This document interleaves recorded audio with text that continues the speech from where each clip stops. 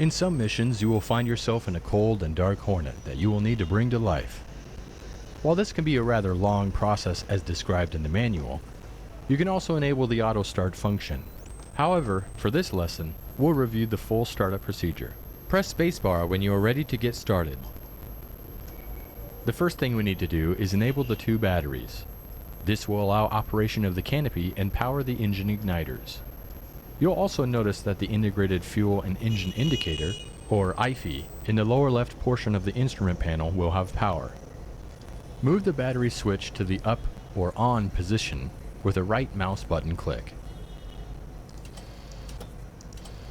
The Hornet has 2 fire detection circuits, A and B, that test for fire in the engine's auxiliary power unit and bleed air system. Before we go into detail on that though, check that the hydraulic brake pressure gauge for the wheel brakes shows at least 3000 psi. Confirm this by looking at the gauge, which is located to the left and up from the highlighted fire test switch. Okay, now put the spring-loaded fire test switch in the up test A position, and keep holding it up to test the A circuits. To do this, place the mouse over the fire test switch and hold down the right mouse button.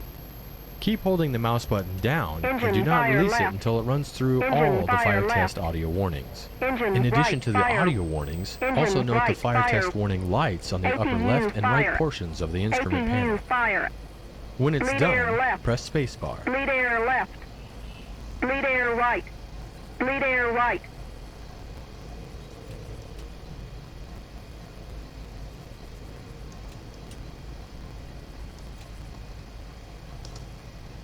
We will now do the same thing for the B circuit. After waiting 10 seconds, place the mouse over the fire test switch and hold down the left mouse button to move the switch in the down test B position. Keep holding it down and then release it once all the fire warning audio messages have been played. Well done. Press spacebar. Bleed air right. Good job.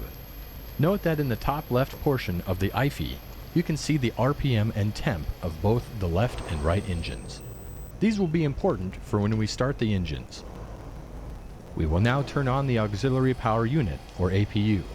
This is a small, self-contained engine that augments the bleed air system and will start turning the engines for engine starts.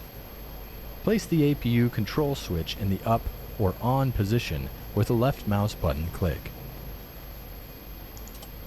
Once the green light next to the APU switch comes on, move the engine crank switch to its right position, marked by the R, with a right mouse button click. This will allow the APU to power the Air Turbine Starter, or ATS, which in turn allows the aircraft nozzle accessory drive, or ANAD, to start turning the fan blades within the right engine. Once the right engine RPM has reached 20%, as indicated on the icon, move the right throttle from off to idle by pressing right shift. This in turn will introduce fuel into the engine combustion chamber and start the igniter. Once the right engine RPM has reached 60%, the right engine start cycle is complete and the right generator is automatically engaged. Once at 60%, press spacebar.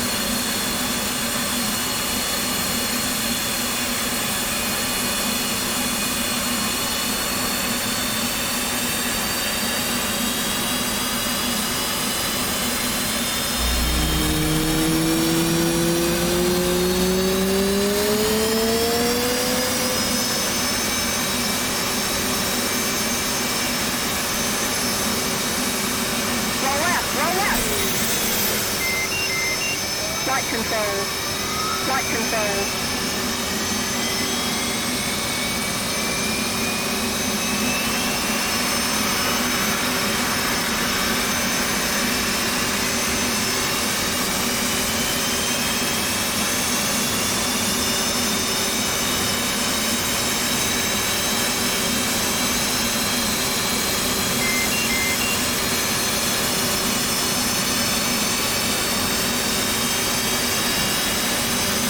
Conducted a test of the air engine fire test circuit. We also closed the valve.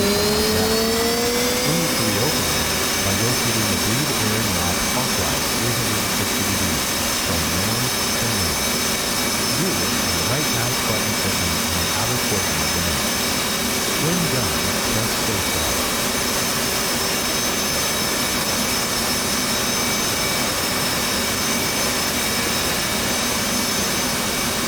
the right engine running and generator power on, place the left and right digital display indicators, or DDIs, to the day positions using right mouse button clicks on both brightness selection knobs. Next, rotate the HUD symbology brightness control knob clockwise by placing the mouse over it and rotating the mouse wheel forward. Once you see video displayed on the left and right DDIs on the HUD, press spacebar.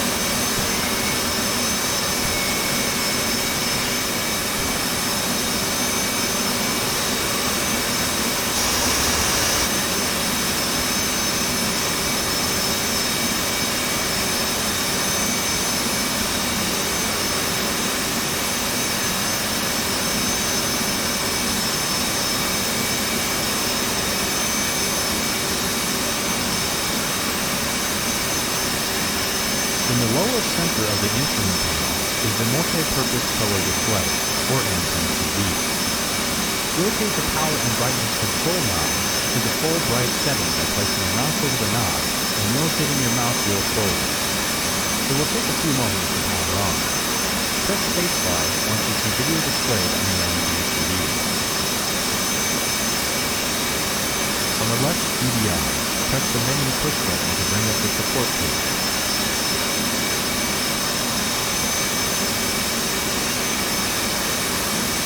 The support page has several subpages like the checklist, engine, fuel, DDI, and HSI. For now, though, press the FCS push button to select the flight control system page.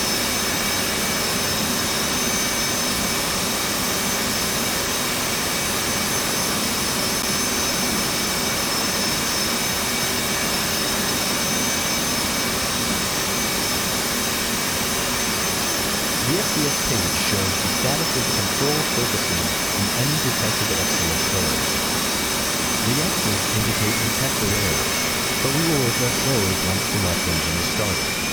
You should not see any 2, R, or FADEC caution messages along the bottom of the left DDI. Note that by default, you will not have the built-in test or bit page on the right DDI. We'll come back to this. During this lesson and future lessons, you will often see and hear the master caution. This is the large yellow labeled button on the instrument panel that will light when any caution condition is triggered. There will also be an accompanying beetle sound to draw your attention. Press this button or click on it to acknowledge the caution and extinguish the light. Press the master caution again to restack the caution and advisory notices along the bottom of the left DDI. Cautions will be along the top and advisories in smaller text along the bottom. If the left DDI is not on, then the caution and advisories will be displayed on another display. By default, though, they will be on the left DDI.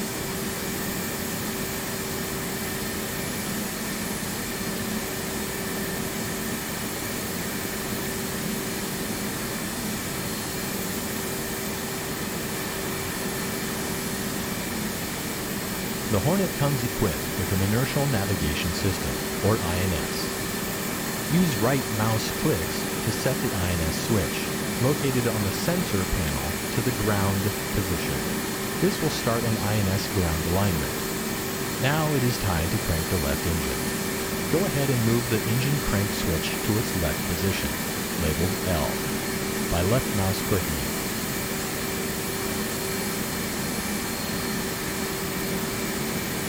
Once the left engine is at 20% RPM, as indicated on the IP, move the left throttle from off to idle by pressing right Alt Home. This will add fuel to the engine and start your motors. When the left engine is at 60% RPM, press spacebar to continue.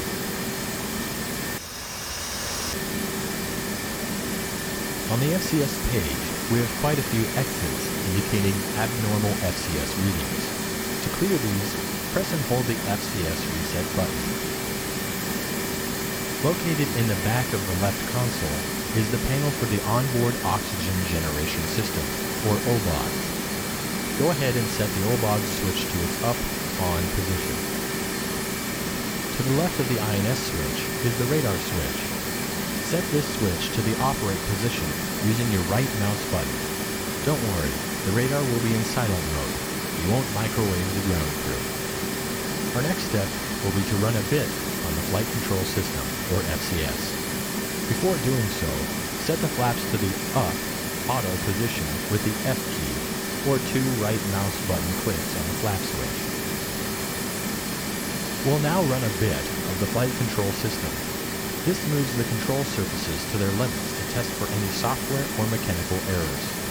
First, select the FCS bit page from the bit page on the right DVI. To run the FCS bit, we'll need to activate 2 controllers at the same time. While holding up on the FCS bit switch on the right wall, press the FCS push button on the right DVI. Upon doing so, you'll see the controls being cycled on both the FCS DVI page, and if you look outside the cockpit, you can watch the wing and tail control surfaces moving. Once the FCS bit is complete, marked by the beep tone, place the flap switch in the center or half position with a left mouse button click on the switch. Takeoff is done with flaps set to half. Once we are airborne, we'll move them to auto. For takeoff, we will want our stabs trimmed for 12 degrees. To set this, press and hold down the takeoff trim button. Upon doing so, you will also notice that the stab values on the FCS page will change to 12. The leading edge flaps, trailing edge flaps, and rudder should all have values of 30 degrees. You should also have no X's on the FCS page.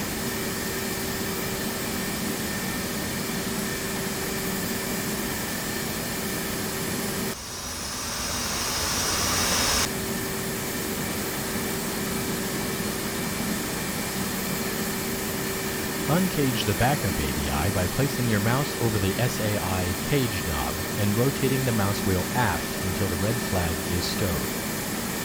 Close the canopy by holding the canopy control switch in the down, close position until the canopy is closed. Do this by pressing the key combination or placing the mouse over the switch and holding down the left mouse button. Once the canopy is closed, press spacebar to continue. At this point, the INS has been aligned as indicated on the NPCD HSI page. Move the INS switch from ground to nav with 1 right mouse button click on the switch.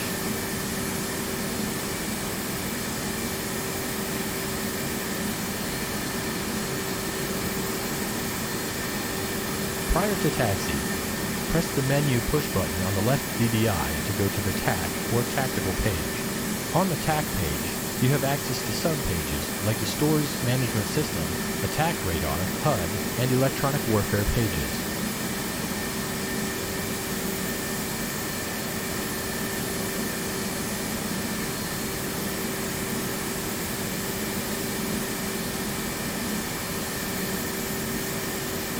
On the left DVI TAC page, select the HUD push button to display a mirror of the HUD on the DVI. This can be useful when head down or in case of HUD failure.